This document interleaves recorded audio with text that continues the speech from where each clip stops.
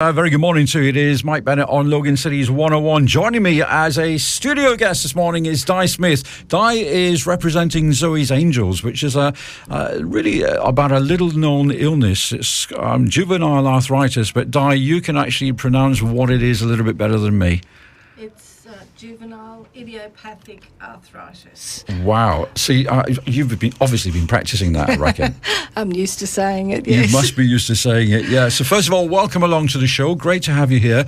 Tell us just a little bit about Zoe's Angels. For people that don't know what it is, what is Zoe's Angels all about? Okay, Zoe's Angels was started by my daughter at the end of 2011 because when she looked into the disease that Zoe has, which she actually has systemic juvenile idiopathic arthritis, which means it doesn't just affect her joints, it affects her internal organs, her eyes and her skin. Okay. Also, when she looked into the services provided by government and other organisations for this disease, there was very little. So she thought she could help in some way by helping the Queensland kids with juvenile idiopathic arthritis. So how common is this? I mean, is this something that affects a lot of children here in Queensland? There's about 1,000, wow, I believe, with JIA, but there's a lot less with systemic juvenile idiopathic arthritis. And just looking on the website, and I was obviously doing a little bit of research on there, the diagnosis itself takes a little bit of time, and that I think is difficult for people that maybe the doctors are not aware of this particular condition. I think it's more the GPs are not aware as much. I think the education in that area is sort of being lifted so to a higher standard now. But with Zoe, I know it took a little over 3 months for her to be diagnosed. So very briefly, just go over some of the symptoms, because again, I've read the story, but you know, other people will be interested. That obviously, Mum realised, there's something not quite right here. What were the symptoms that were being presented? Okay, what happened in the first place was that she started to walk. Then she started to have fevers, which the fevers pitched usually in the afternoon, and then they would subside, pitch again in the middle of the night. She went to a doctor who said to her that she was just teething or something like that. And how old was she at this stage? She was about 13 months then. Okay. Then she just continued this way till one day she just couldn't straighten her legs at all, and it got progressively worse to the point where she couldn't crawl, she couldn't turn over, and she'd sit on her bottom and her little legs was kind of bent so badly that she had to scoot along on her bottom. I have to say she was very quick at that too. She wasn't left out by her siblings, that's for sure. They don't waste any time in making sure that they can keep catching up. But obviously, from Mum's point, from the parents' point of view, this is very distressing to see your child in clearly some kind of discomfort and unable to function like other kids would do. Exactly. And Natalie would have to get up in the night. She'd get up about 8 times a night to turn her over because she just couldn't turn herself over. And she'd wake, obviously, because she was uncomfortable and in pain. In the end, they diagnosed her with systemic juvenile idiopathic arthritis, and they started treatment. She ended up in the early diagnosis process. She had macrophage activation syndrome, which they nearly lost her. Goodness. Now, the only way, because I'm not medical, the only way I can explain that is like it's like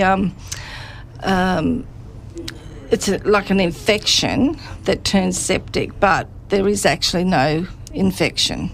Okay. So how that works, I just don't know. So really, I mean, as far as the sort of understanding of the situation, you said yourself that the GPs here perhaps haven't got a handle on this as yet. I think GPs everywhere don't so much because it's not a common thing, and I think they're just not geared for this, you know. No, clearly. So where is Zoe right now? Zoe right now is in France. She's a very lucky girl. Her father is a French national. She has been included in a medical trial, which she's on canakinumab. And you're doing very well with these words. I have to say, well, I've got to tell you, when Di came in, I said, you can pronounce all of these things. I've not a chance on here. So anyway, she's on this medication. Yes, and it's working 80%. Now, this medication is not available in Australia, and Australia did not join the world trial. So that leaves Nat and family in a bit of a predicament, because it means that she can't come home, because this drug is working the best any drug has worked. She's failed two that they have here, and therefore it just becomes a big issue, because the cost of the drug in Australian dollars is $25,000 a dose, which is 80 mils every 3 weeks. How can the pharmaceutical companies justify that amount of money? That is just horrendous. I have no idea. If anybody from a pharmaceutical company is listening to this right now, 2 questions. 1, how do you sleep at night? And 2, are you prepared to phone in and chat on the air and tell us right now why this is costing 25,000 Australian dollars? That's no wonder the poor girls in France. And she's like, because they want to come home, it just makes life really difficult. I can imagine it does. Now, there's some fundraising events that are going on. Tell us a little bit about what's happening on the 29th of May. Okay, we have an Experience in Blue, and it's called Experience in Blue because you're to wear blue and white. Okay. That's the blue is the colour of juvenile idiopathic arthritis.